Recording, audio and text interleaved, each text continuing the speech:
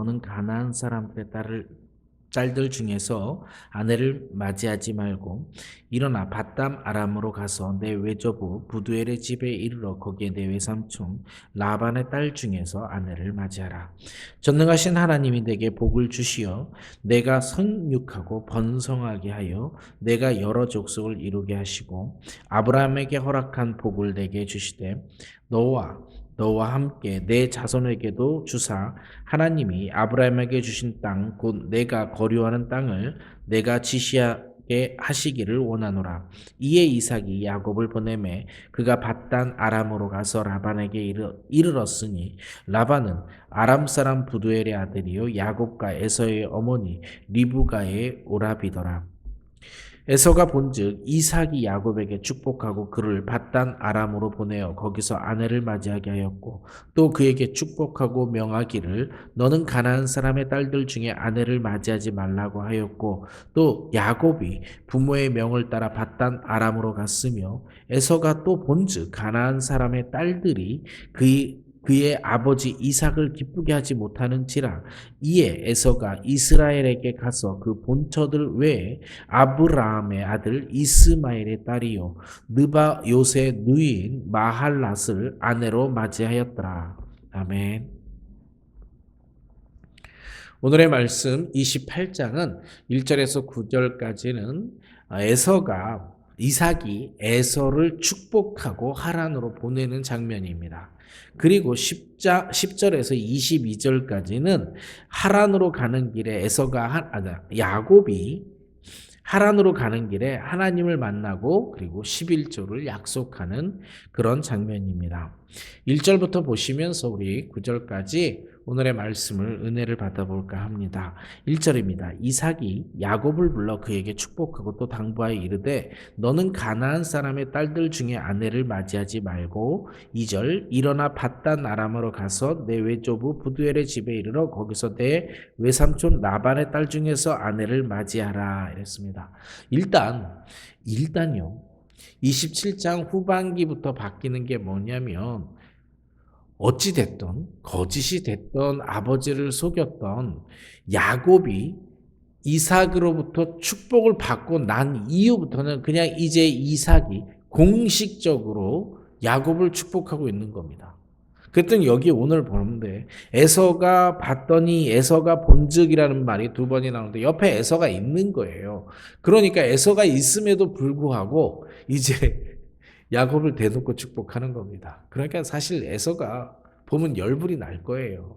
그 축복이 없다 그래서 이제 축복도 제대로 못 받았는데 이제 대놓고 아예 야곱을 축복하니까 에서가 열받을 수 있는 그런 장면이 되는 겁니다.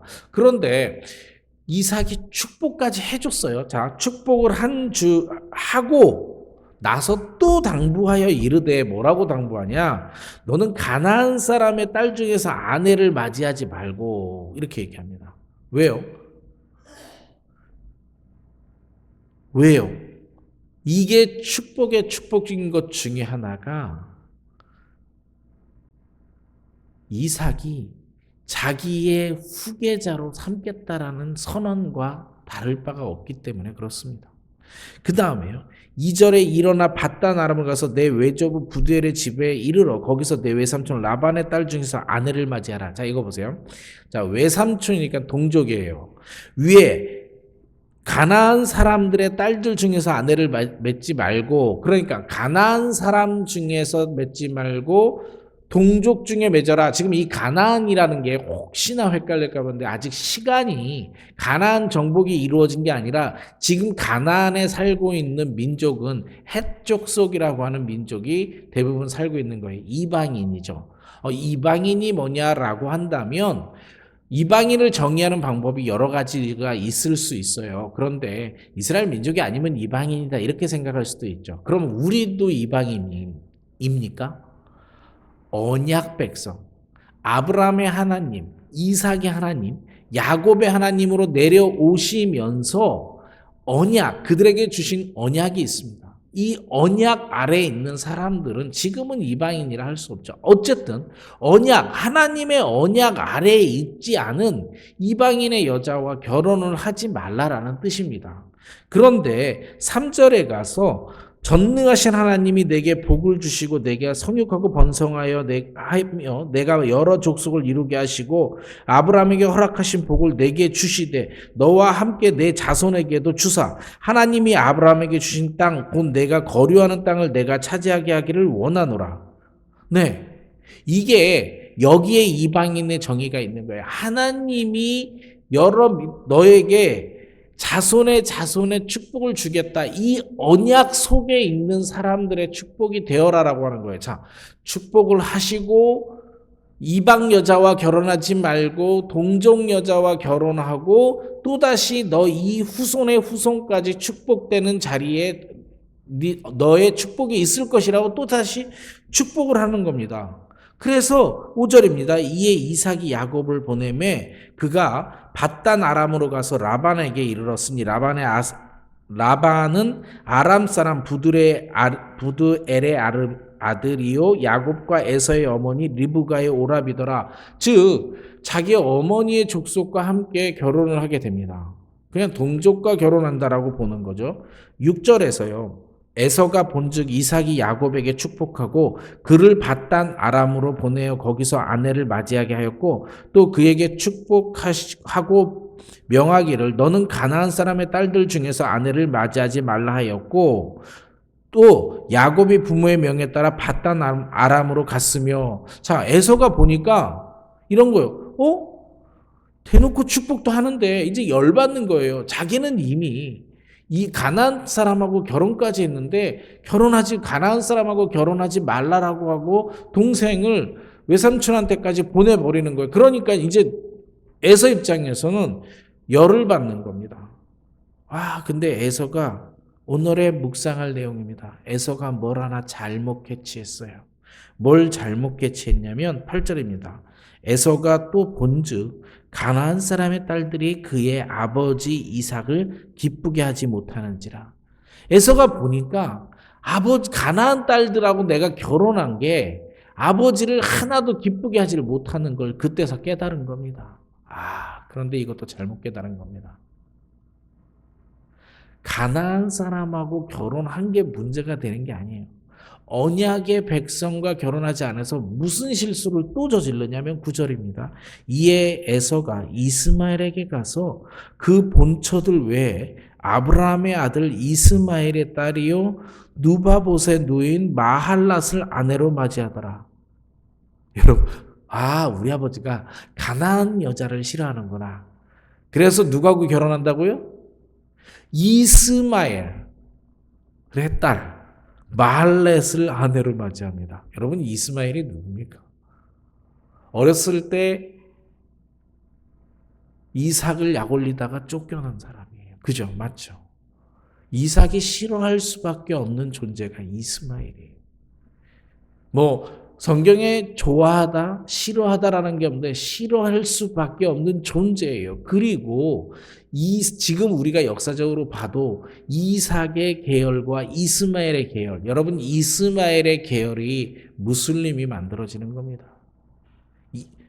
이삭으로 내려오는 이 혈통이 기독교가 되는 거고요. 그러니까 사실은 두 존재는 양립할 수 없는 존재라고 봐야 되는데 우리 아버지가 가나안 땅을 싫어하는구나 하고 더욱더 아버지가 싫어하는 사람의 딸을 데리러 와서 아내로 맞이하는 겁니다.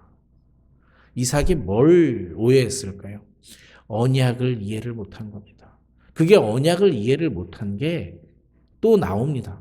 자, 우리는 에서와 야곱을 비교할 때 야곱이 하나님의 언약 백성이 된 것은 하나님의 주권에 의해서 됐다고 이야기를 합니다. 그런데 에서를 이야기할 때요. 에서는요. 사실상 언약 백성이 되지 못하는 하나님의 축복의 자녀가 되지 못하는 일을 여러 번 합니다.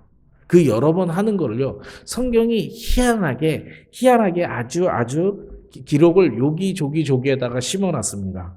일단요. 에서가 언약 백성, 축복의 백성이 되지 못하는 게 25장, 26장, 27장의 3장에 걸쳐서요. 맨 뒤에다가 놨습니다. 25장부터 봅니다. 25장 34절과 35절 보면요.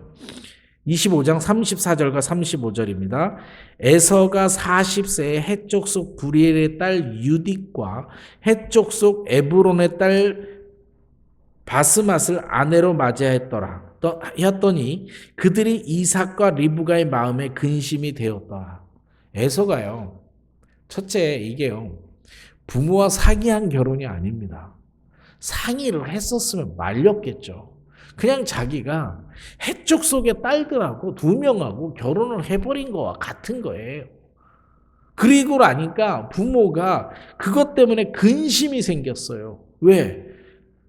이방 여자, 언약 아래에 있지 아니하는 사람, 하나님께서 인정하지 않고 하나님께서 축복의 통로로 삼은 사람들이 아닌 사람들과 결혼을 하는 겁니다.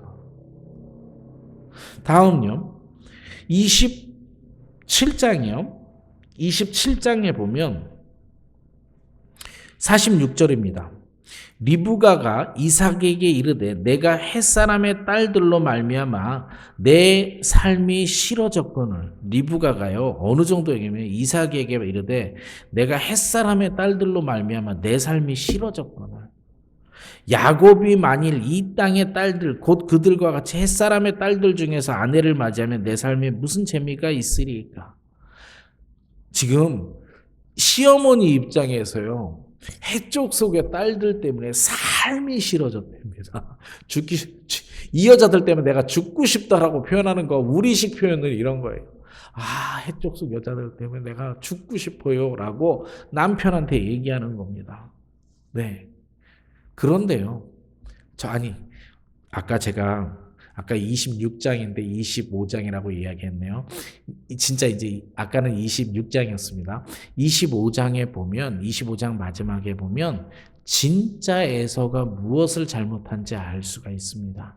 너무 다 잘 알고 있지만 다시 한번 볼게요. 25장 31절부터입니다. 25장 31절 야곱이 이르되 형의 장막의 명분을 오늘 내게 팔라. 에서가 이르되 내가 죽게 되었으니 이 장자의 명분이 내게 무엇이 유익하리요? 야곱이 이르되 오늘 내가 맹세하라. 에서가 맹세하고 장자의 명분을 야곱에게 판지라. 34절입니다. 야곱이 떡과 팥죽을 에서에게 주매 에서가 먹고 마시며 일어나 갔으니. 자, 일어나 갔으니까지만 일단 읽고요. 에서가 장자의 명분을 팔아버렸어요. 이미 팔아버렸어요. 자기가 이미 이 모든 일을 한 거예요. 그런데 나는 성경이 정말 재밌는 건 분명하게, 너무나도 분명하게 에서가 무엇을 잘못했는지 적어놨다는 겁니다. 34절 마지막입니다. 에서가 장자의 명분을 가볍게 여김이었더라. 자, 에서가 선택받지 못한 거예요. 에서가 축복의 통로가 되지 못한 거예요. 그 이유는 에서의 삶의 행동에 있어서 에서가 장자의 명분을 가볍게 여긴 이 잘못이 있습니다. 하나님이 선택을 하였던, 하나님이 선택하지 않았던 에서는 충분히 너무나도 충분히 자신이 선택되지 못할 일들을 해버렸는데 그 첫 번째가 장자의 명분을 가볍게 여겼어요. 네, 오늘 아침 우리가 묵상하고 싶은 것은 이겁니다. 에서는 장자의 명분을 너무나도 가볍게 여겼어요. 그러니까 동생이 축복받는 자리에서 우리 아버지가 가난한 여자를 싫어하는구나. 아니에요. 우리 아버지가 원하는 것은 축복의 통로가 되기를 원했던 거예요. 우리 아버지가 원했던 것은 축복의 통로로 내 자녀에게, 그 다음 내 자녀에게 이렇게 하나님을 전하기를 원했던 건데 에서는 그냥 이방인 여자를 싫어하는구나 라고 생각해가지고 동족이라고 생각하니까 이스마엘의 딸을 죄송합니다. 동족이라고 생각하니까 이스마엘의 딸하고 결혼을 해버리는 거예요. 잘못 생각해도 확실하게 잘못 생각한 거예요. 우리의 삶을 한번 보려고 해요.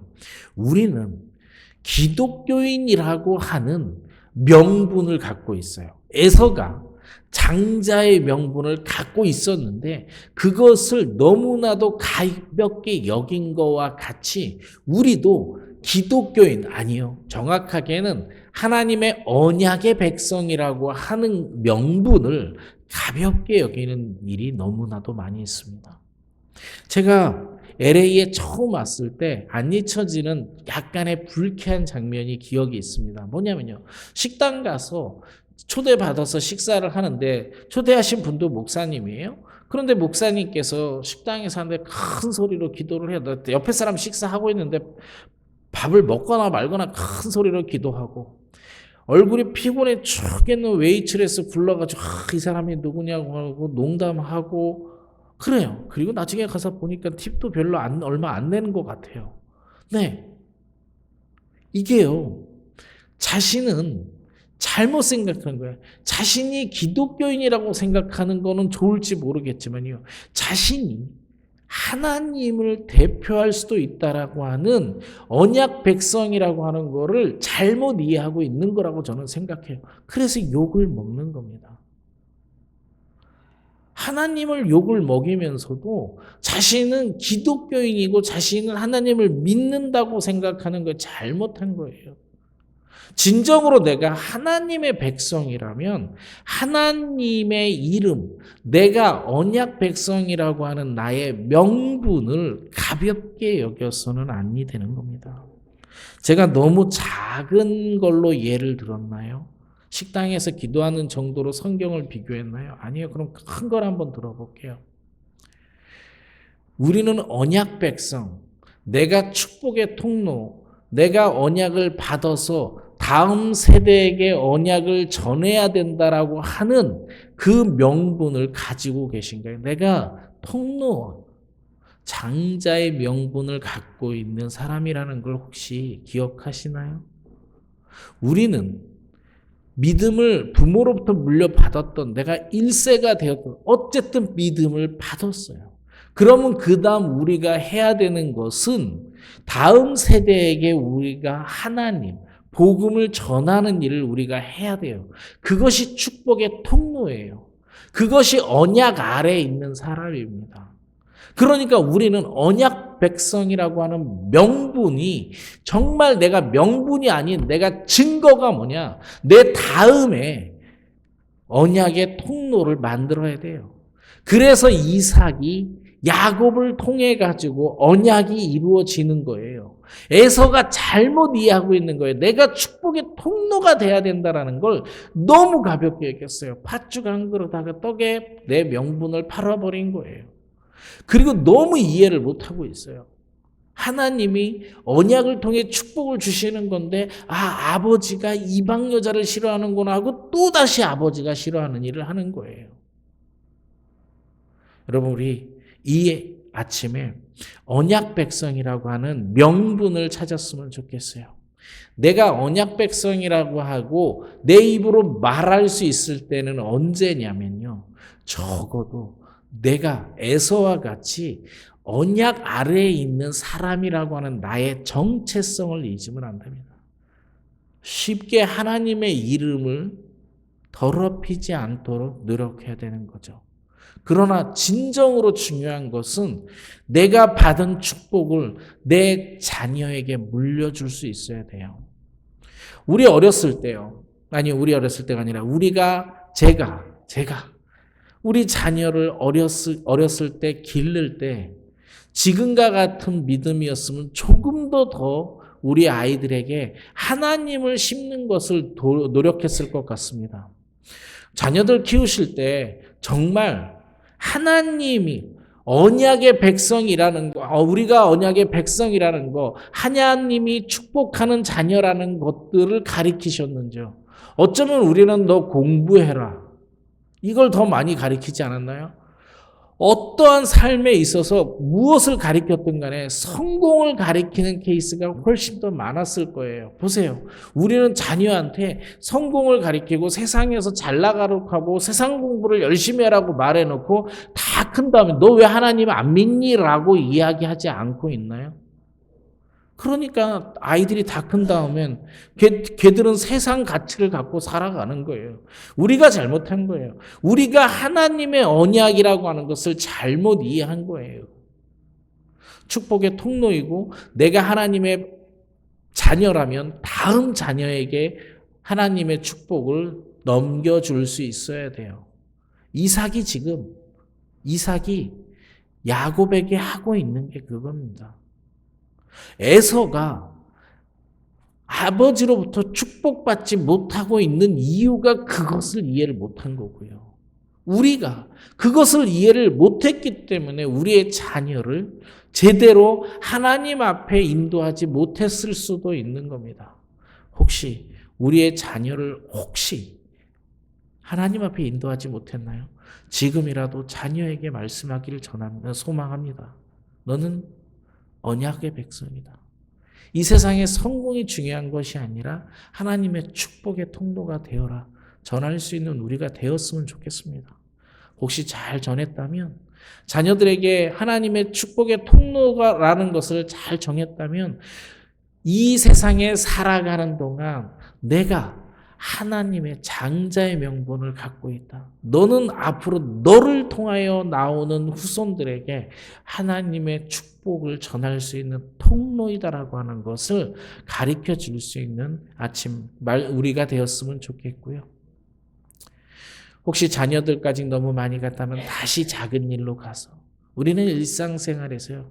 식당에서 기독교인이라고 큰 소리를 내거나 그런 것뿐만 아니라 어디 가서 너무나도 선한 일들을, 아름답지 못한 일들을 할 때가 많습니다. 내가 축복의 통로이며 하나님의 언약의 백성이며 내가 하나님의 이름값을 하고 살아야 되는 하나님의 이름값, 내가 장자의 명분을 갖고 있는 자라는 것을 기억하는 아침이 되었으면 좋겠습니다. 함께 기도하시겠습니다.